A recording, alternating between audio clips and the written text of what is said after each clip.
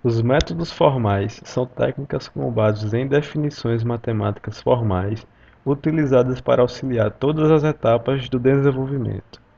A especificação, desenvolvimento e verificação dos sistemas de softwares e hardwares. A utilização dessas técnicas reduz o tempo do desenvolvimento, proporcionam uma melhor documentação, melhor comunicação entre equipe e usuário, facilita a manutenção.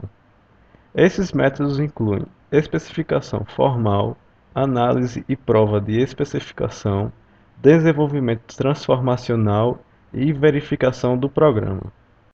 A demanda de desenvolvimento de hardware e software atualmente é bastante intensa.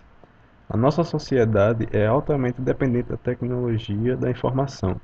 Essa dependência gera uma necessidade de produtos confiáveis que deem retorno seguro a seus utilizadores para que investimentos não sejam perdidos e nem vidas sejam postas em risco. Esses produtos devem ser desenvolvidos sob minucioso cuidado. Mas o quanto é difícil garantir a qualidade de um software? A dificuldade se apresenta de uma forma extensa e alguns fatores contribuem. Dispositivos de armazenamento de dados com maior capacidade de armazenamento geraram softwares e sistemas maiores, e alguns por sua vez muito grandes. Isso acabou por dificultar a busca por possíveis falhas. Também contribui a complexidade das diferentes linguagens de programação e novos paradigmas de programação, assim como a ênfase exagerada em testes de software e negligência com especificações que precedem o desenvolvimento da aplicação, e também a inexistência de base semântica formal para verificar o comportamento do sistema e realizar provas matemáticas acerca do produto. Para garantir a confiabilidade, é necessário o acompanhamento detalhado da elaboração do produto. A verificação garante a redução do número de erros de sistemas, softwares e hardwares. Há várias maneiras de ter certeza de que o produto é seguro durante a sua construção.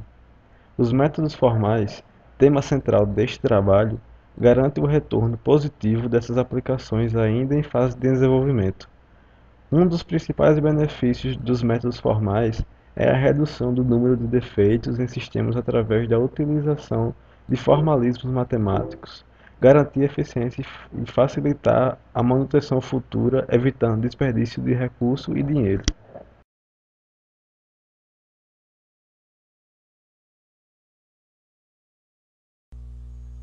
A especificação formal é uma parte mais geral dos métodos formais.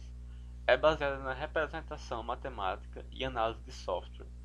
É uma especificação expressa em uma determinada linguagem, cujo vocabulário, sintaxe e semântica são fortemente definidos e rígidos para a descrição dos dados, comportamento e função de sistemas. Permite a descrição de sistemas complexos a partir de entidades abstratas e serve de base para a verificação formal de sistemas desenvolvidos com a utilização de métodos formais. É utilizada também na especificação de alto nível do comportamento de sistemas de qualquer escala e também de sistemas críticos, que são aqueles que envolvem muito dinheiro ou vidas humanas. No caso do foguete Ariane 501, que se autodestruiu após 1 minuto do lançamento, a avaliação indicou erro no software de controle como origem da falha do lançamento. A anomalia interna do software de SRI ocorreu durante a execução de uma conversão de dados de um número de 64 bits em ponto flutuante para um inteiro de 16 bits com sinal.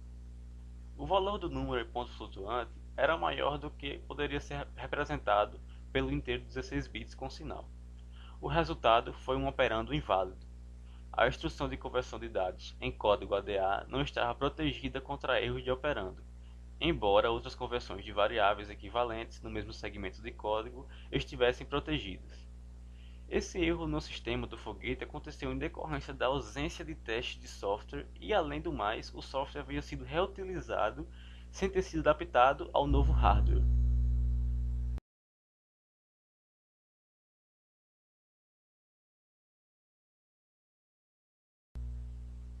A máquina Terac 25, que era usada para aplicar doses de radioterapia, era controlada por computador, e por conta de erros de software passou a emitir doses indevidas de radiação, causando uma série de pelo menos 6 acidentes entre 1985 e 1987, resultando na morte de 5 pessoas devido à overdose de radiação. Durante a utilização da máquina, o sistema fazia verificações para que a base giratória da máquina permanecesse no local correto. Era utilizado um contador com a condição dessa variável de ser 1 byte e sendo diferente de 0 e no máximo 255. Isso implicava que, se o software fizesse 255 verificações, a variável iria para 0 e não seria feita a verificação. O código do software do controlador não havia sido testado, muito menos documentado, o que facilitaria o entendimento dos erros. Também houve reutilização de software, sem a preocupação da adaptação ao novo hardware. As doses letais eram aplicadas por conta da falta de sincronização entre o sistema de controle e a interface que o controlador usava. Caso o controlador mudasse a configuração da máquina, o sistema não atribuía as novas configurações para os controles.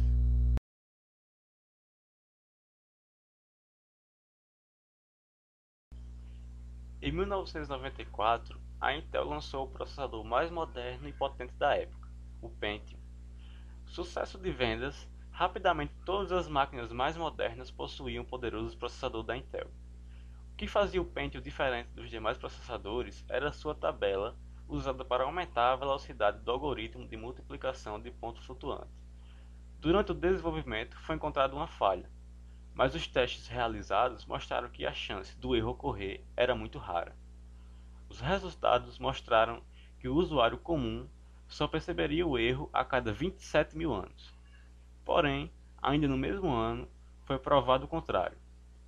Thomas Nicely verificou em cálculos de produtos determinados números que o erro acontecia, mesmo que muito raro, como por exemplo a expressão abaixo. O resultado da expressão mais à direita é o próprio A, resultando em A menos A igual a zero. Só que se substituirmos A por 4.195.835 e B por 3.145.727, o Pentium calculava o resultado como sendo 256, quando na verdade deveria ser zero, e assim estava comprovado o defeito de ponto flutuante.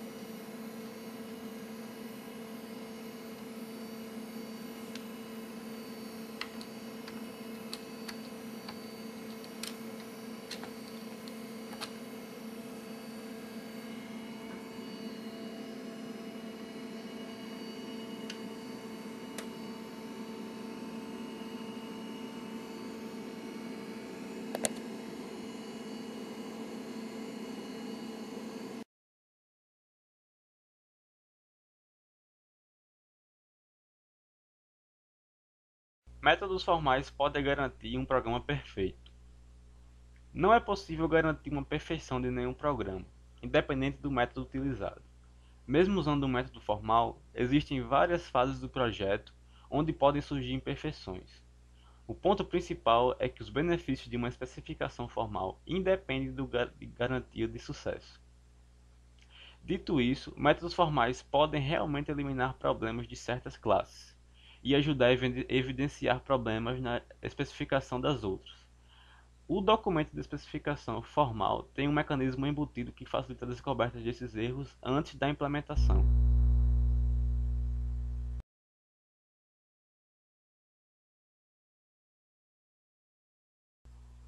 Métodos formais só servem para provar que o programa é correto. O uso dos métodos formais vai além da prova. Do ponto de vista econômico, a parte mais importante do formalismo é, na verdade, a elaboração da especificação em uma notação autovalidante. Estabelecer e validar os requisitos é uma das tarefas mais importantes que um projeto de software enfrenta, e um método formal aborda de forma direta esta questão. A prova e verificação do programa associada ao método formal é a parte geralmente mais difícil do método, mas não a única que traz benefícios.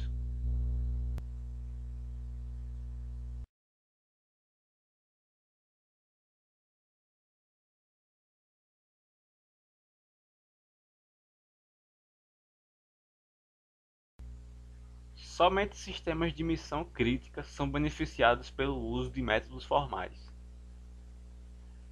Métodos formais são aplicáveis a qualquer projeto, e a melhora na especificação será refletida em um projeto executado de forma mais eficiente.